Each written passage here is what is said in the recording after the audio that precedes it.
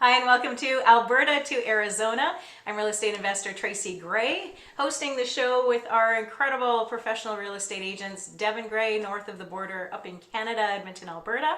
And he's with EXP Realty and then also Mogul Realty Group. And then down in the States, we've got Diane in the nice warm Phoenix, Scottsdale area. And she's with Coldwell Banker, professional real estate agent. Welcome. Thank you guys for doing the show. Diane, I know this is going to come as a big surprise to you, but we got snow in Edmonton overnight. I I know, know. I Like, I hate to know. shock you like that, right? I can see in your face that this is taking you off guard, so I This is apologize. what makes this is what makes me happy that I moved down to Arizona is when I can rub it in Canadian faces. No. So your phone might start ringing today because that's part of the show is talking about the difference between buying real estate in Canada and in the States, advantages, disadvantages. Obviously, Canada's at the disadvantage right now. Unless people are really into skiing and winter sports, then yay, move to Edmonton. Otherwise, you might be wanting to give Diana a Well, call. and it's very timely in the fact for anybody's going like, oh, I've had enough. I want a summer vacation home or a winter vacation home, I should say, down south. Then Diane's the person to talk to. And Yeah, Diana, absolutely. oh, go ahead. Go ahead. What I was going to say is we have a friend in Seattle, and one time he flew to Edmonton, and it was kind of off season. I think it was April, and I said, "Oh, I said, sorry, I should have warned you. We had snow in Edmonton." I said, I bet you were surprised to see it when you came." And he goes, "Tracy," he goes, "the only people that are surprised that it's ever snowing in Edmonton are people from Edmonton." He said, "Nobody else is ever surprised. We get surprised. It's like every year we're like, oh, there's snow. What? What's happening? It's That's snowing in hilarious. Edmonton." But Well, everywhere else in the world, no one's surprised. it's so hot here in the summer though, and then September's hot, October was hotter. Everyone's like, "Oh, look at where my face froze. That's beautiful. Let me fix that." Um Everyone's like, "Oh no, we like the change of seasons down here." And then I'm like, "Well, change of the seasons is one thing, but they don't really understand, we come uh from an incredibly cold place. But you appreciate it, when it's July here. I'm like, "Oh gosh, I would love to just, run into a big pile of cold snow because it's flipping hot." So we have the reverse here where it's too hot and intolerable over the summer. You know what I mean? So the best decision is to have a summer home in Edmonton and have a Right. winter home here in the Phoenix metro area. And we both can Perfect. help you with that. That's right. Yeah. Actually, it's interesting. I think because we have obviously remote car starters up here, but I think actually remote car starters were started down in hot places like Arizona to cool the car down, not to warm it up. And I think Hilarious. that's initially where because getting into a incredibly hot car with leather seats, that's not a lot of fun. But nobody uses them here. Oh, They're not really? pop, not at all. And I was looking into that. Is that my $1 million idea? But Yeah. it's something because of insurance or something, not covering you for having that. I don't know, because maybe we have a little more crime here than up north. I don't know, but they don't use them. Like in Canada, everybody has one. Everyone I know in Yeah. Edmonton has the car starter. Here, that would be a brilliant idea, but for some reason, they're not doing that. And I think Yeah. someone told me that it Yeah. had to do with the coverage on your Oh, okay. insurance.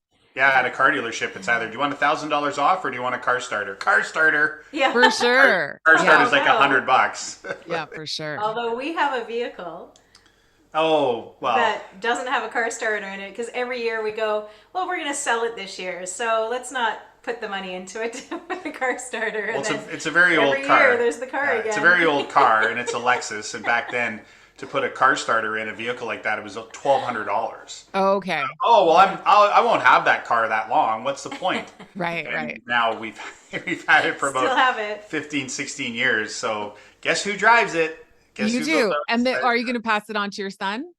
We It's in wanted we want to. to, but it's in pretty rough shape. We're actually actively looking for a new vehicle. It's time to put that one. It's time to see that thing get sent to Cuba or something like Yeah. that. Yeah, very cool. Hilarious. But you know what? This is the worst time in Edmonton, well, Canada probably all the way across, to be looking for a new vehicle. I don't know if you're finding this in the States too, but the car dealerships aren't getting any in stock still. The microchips that run them, the factory that produces them can't produce them fast enough for the amount of demand.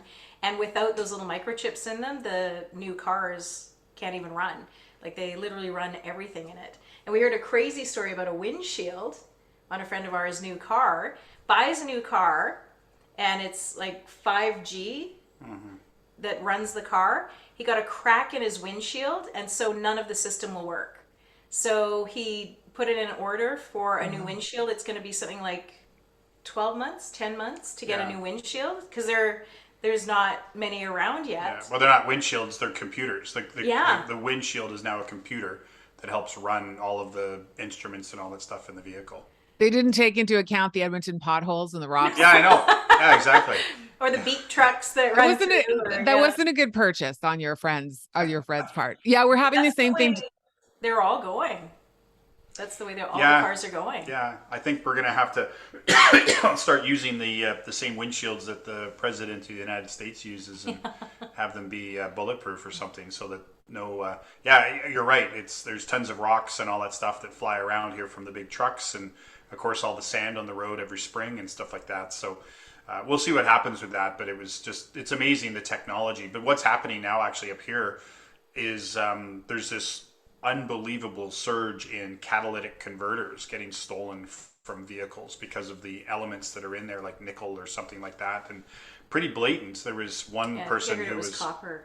Or copper, something like that. Some material. And see, the crackheads are only getting to Canada. We've had them here for a while. The catalytic converters have been stolen. Yeah, that's 10 years now. And, is that right? That's a long-term thing. Yeah, totally. This is like a new thing. Yeah. Well, I tell everybody down here, we live up north in Edmonton, so it takes a while for things to get there. And so my friends always say, is Rocky 4 there yet? And I'm like, maybe it's just getting there. So I tease them, but we do have the new car thing as well, but also our used cars are ridiculously expensive just because of that reason too. So the price of used cars are crazy. Trucks are off the charts. So well, the truck that we have, I was looking at the newest model of it, and now it's got a lot of new features and lots of computer programming and stuff like that in it that we don't have in our model, but it's $20,000 more than the truck that we bought in 2017. Yeah, well, a lot of people were selling their new trucks because they were making more. They were driving them for 4 years and then selling 4-year-old trucks for more than what they paid. Right. Incredible. And even my friend in Canada, she had a Mercedes in Edmonton. She paid $4,000 more on a 5-year-old car and got a brand new one for $4,000 more. It was crazy. Wow. Mine, I don't know if I told you guys that I downsized from like 3,800 square feet, single level, to 3-story, 1,100 square feet and a tandem garage, which means, for those who don't know what tandem means, it means it's like the width of one car. Well, I don't know. Lazy eye Diane I've hit the sides like 17 times. It's ridiculous. So I took off the mirror on the passenger side, and I went to my mechanic and I said, hey, can we get a new one? He goes, no. He goes, we're not going to get it ever. He goes, stuff is so behind. He goes, you're going to just be driving around with that janky mirror that's kind of half off. And that's what I have to do. So I'm like, oh gosh, it's funny. I can't hide from my bad parking. As soon as your mechanic uses the word janky, you're in trouble. That's going to be at least $2,000 and probably take 10 months to come in. Oh, not even 10 months, because forget it. Like, we're talking years at this point. So I just say, I don't know who at valet, I roll up to valet, because a lot of, not to sound, that sounded pretentious, but a lot of restaurants here are valet. It's the equivalent of photo radar. It's just a money grab, right? So I don't mean to sound pretentious, but so I roll up there with my janky, in front of the crowd, and I just always say, look at what this guy did. He hit me and he took off, and I make up this big story as if it wasn't me. Mirror flopping around. Well, we've done that with our side mirrors because, again, we got a truck, and so it looks like big elephant ears on the side of the truck. And so pretty much every time we back out of the garage, fortunately it bends this way, so it won't rip it right off. Oh, funny. Although we've come close, I'm sure, to doing that, and both him and I have done it. Well, I clipped another truck at hockey one night with my That's right. He my one it. son, and I had to pay for that guy's mirror and ours to fix, because I took both of the mirrors off, because it was after a major snowfall, and so the road, of course, there's massive mounds of snow, so people are parking on the sides, and there's clearly barely enough room to get the truck down. And anyways, so great reason to buy some property in Arizona. All this, that's right. You park the truck for the winter, get a little smart and car, and never worry about snow again. Yeah, for sure. Are you guys busy because of the snowfalls? How are people? Do they want to buy houses? Does it slow down there? What happens? Well, there definitely has been a slowdown and a drop in prices. We have a tool called the Home Price Index that basically just you know watches benchmark properties of certain types and styles in certain communities, and then also for the entire city. And it's been a near vertical drop basically since August, and for house prices in most areas, and that's just simply because you've got a lot of sellers that are pretty desperate to sell because they don't know what's going on. So their answer is, let's just get rid of the property. And buyers are on the sidelines because they're also waiting for things to settle down. So it's just this situation of a lot of uncertainty, even though it's been made very clear that interest rates will continue to go up. We just don't know how high.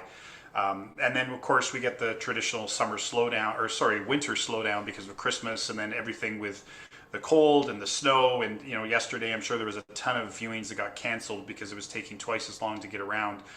But at the same time, buyers get pent up, and I think that even if it's known that things are just bad and not getting better anytime soon, that's an element of certainty. So if buyers, and we're expecting this to happen in the usual spring busy season, where once we get through Christmas and New Year's and we get into 2023 and everybody kind of looks and says, yeah, we're just in an environment of high interest rates. Okay, let's deal with it. And we expect things to start to get busier. The other thing as well, before you update us on Arizona, is it seems that when Canada is doing well, Alberta struggles a little bit. And when Alberta is doing well, the rest of the country struggles. And right now, things are definitely down. But we still continue because quietly oil is doing very well, due to uncertainty in the rest of the world, the war in Ukraine and stuff like that. So quietly there's lots of great oil and gas jobs again. And so a lot of people from Ontario and BC and other parts of the country are coming back to Alberta. Rents are starting to go down, rent prices are starting to go up. And so it's not that things aren't going to be rough in Alberta, but we think we're going to have more of a soft landing than the rest of the country as we start to see people move back to the province. Oh, good. Good to hear. So down here, when you said, when things are good for the country, they're bad for us. So with me personally, when all the other real estate agents are busy, I'm not. When all the other real estate agents are not busy, I seem to boom. So It's like snowfall in Edmonton. I'm not surprised, Diane. Yeah, exactly. Why does that surprise me? So I've been really busy. Had multiple offers on a property in a really popular area of Scottsdale, which is McCormick Ranch, and have some buyers that are looking to buy. There is word from a loan lender guru that interest rates are actually we could see as early as December. I find that, hard to believe, but definitely things are going to be looking a lot better with interest rates in the new year, at least. So people are, ready to buy, and they will just refinance here without penalty when the rates come down. But they're definitely taking advantage of the fact that they have more choice of inventory here and more selection than they have for the past 2 or 3 years. And there's still movement. Now, you just recently had another rate increase, correct? Oh, I don't know. Yeah.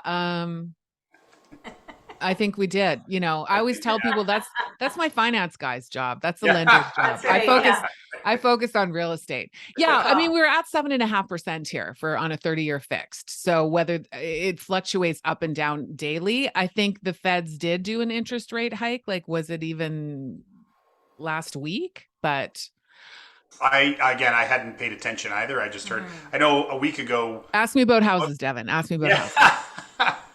I'm the one that started I'm the one that started with the interest rate hikes and stuff and what the prediction was. So. No, but it's, obviously because we pay attention just based on the fact that it's okay, every interest rate hike, does that take a certain number of buyers out of the market potentially? Right. Yeah. I think that, as I tell people though, transactions happen every day. There's people that have to sell, people that have to buy. And it's important that they talk to all of their service professionals that are involved in doing real estate purchases, your realtor, your mortgage broker, your insurance person, your lawyer, and see if this works for you. We had somebody that, and this is kind of my best story when people talk about, is this a good time to buy?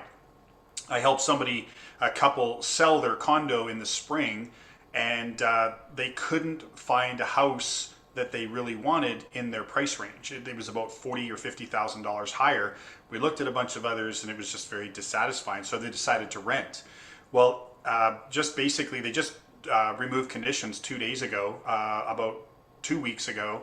They found a house of the same type and style that they were looking for in the spring in the same community, but it was $40,000 less. We negotiated another $10,000 off. So they were able to buy this house that was unaffordable to them in the springtime that they now could afford. The interest rates didn't matter because they could still afford. It was all about monthly payments, and the cost reduction on the house was way more significant than the rate increase. They were not expecting to be looking until next spring, but just found the house. And so, when people say, is this a good time to buy? Well, let me tell you this story, and just helps bring some perspective into, people looking for a particular type of property that works for them. Yeah. Yeah, for sure. Good opportunity. Yeah. Yeah. So I think, anyway, so with us getting into the time period of people looking for winter vacation homes, just tell us a little bit about the services you provide for any Canadians that are potentially looking to make a purchase in the Phoenix area. Yeah, absolutely. So we can set people up on searches, and everyone comes here and says, well, I just want a nice place to stay warm in the winter time, and they're not familiar with the area. I can educate them on different areas of the valley. We have 17 areas here, 17 different cities. We have a great buyer advisory that I'm happy to share, and it gives you a lot of great information and resources on what happens when you purchase a home here in Arizona. Everything from the little bugs that are different here compared to Canada, like scorpions, snakes, that kind of stuff. Oh. They're all freezing now. They're all frozen. Oh. Don't let that scare you guys. They're not all over the place here. Diane, you'd be proud of me. You'd be proud. I have to interject here because I wanted to put some ice and some sand down because it's icy on the sidewalks today. So I grabbed a bag of sand that had been sitting in our garage since last year, and there was a big black fuzzy spider on it that let me know he wasn't impressed I was moving his home. Right. I Yeah, didn't girl scream. I didn't kill him.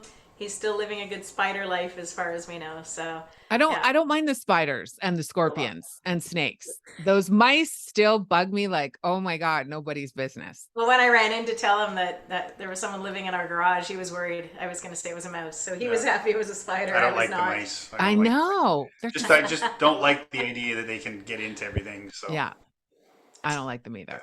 But so yeah, you're not going to see that. So we can research different areas. It's really important that you buy a property for resale. Think when you're buying a property, not only good for you, but for resale. So you want to make sure the school district is good. And this document provides you all that information, and I can guide you through every step of the way, because we definitely do have differences when purchasing compared to Canada. So, but that's what I'm here for, to guide you every kind of step of the way. And it's a fun process, and you get to, write off that trip. That's right. And then Devin, like you had mentioned, there's lots of people that are still looking right now, and it's more affordable to buy in Edmonton than it was in the spring. So, and are there other services that you provide for them? Yeah, so we actually are investor-focused realtors. We also work with homeowners, but this is a time that investors like to look for properties during times of uncertainty, because this is usually when a lot of people are panicking. And as Warren Buffett says, be greedy when other people are fearful, and fearful when others are greedy. And so during this time of uncertainty, we do have some investors that are, now that they've got their house in order in regards to what they can afford and various things like that. We do have several that are actively looking. We've got all sorts of tools if you are on the investment side to help you get educated. We do have people come in from Ontario and BC all the time and take them on full tours, show them 8, 10, 12 houses in a day, and have all sorts of information. We're not coaches, but we do mentor and advise and have all sorts of free tools to help people get educated in regards to investing, whether you're a seasoned investor or a new investor. So certainly happy to help in that regards. I think that's a great resource for new investors, because I know people hear about it, and you hear, wealth is the greatest way to build, or real estate's the greatest way to build wealth. And so for those that want to kind of dip their toe in and they're not sure, there's no pressure. You provide excellent resources for them to make the best decision for themselves. So even down here too, if you're looking at investment properties, by calling us, it's not a heavy pressure sales pitch. We come from a place of information, so that you can make the best decisions for yourself and your family. So no pressure. And right now is a good time for fix and flipping in Edmonton because prices are affordable enough, and then you could have it ready for spring when the snow hopefully starts to melt, and hopefully the prices start and prices start to go back up again too. So Diane, how can people find you? Sure. My email is can't remember her email at gmail.com. My phone number is 602-620-2277. And yeah. And Devin, how can they find you? Yeah, cell number 780-951-9279. The email is Devin, Devin, at mogulrg.com. Great. All right. Well, that wraps up our show for the week. Wait, one question. Oh, okay. You have to tell the Americans watching what is on your chests. Oh, all right. Yes, of course. So Remembrance Day, we've got the poppies that you wear on the side in honor of the fallen soldiers. And so November 11th, we celebrate Remembrance Day. Yeah, I believe it's Veterans Day down there, isn't it? Same day, is it not? Or you gotta or remember. Memorial. Well, we have Memorial Day. That's it. That's it. Memorial Day. That's what it Memorial is. Day. Veterans Day is in the spring. Yeah, so Memorial it's Day, but we do have another day. We do have another day too, and I can't recall off the top of my. I think they're going to take my citizenship away from me. See, if in the States you called it Remembrance Day, then maybe you would remember which Exactly. day. Exactly. Well, Memorial Day, we remember our Memorial. veterans, but there's also another one. We have a few. So. Well, now you got to remember, like November 29th is Mussolini is Dead Day, right? Oh, right, because I'm an Italian citizen. Yeah, well, gosh, I'm not doing good on any of my country's holidays, apparently. Pretty bad. I'm going to brush up on that. Yeah, brush up for next week because we'll be back on again next week. Thank you for joining us this week, though, and we'll catch you hopefully every week. Alberta to Arizona, I'm Tracy, Devin, and that's Diane. Thanks for joining us.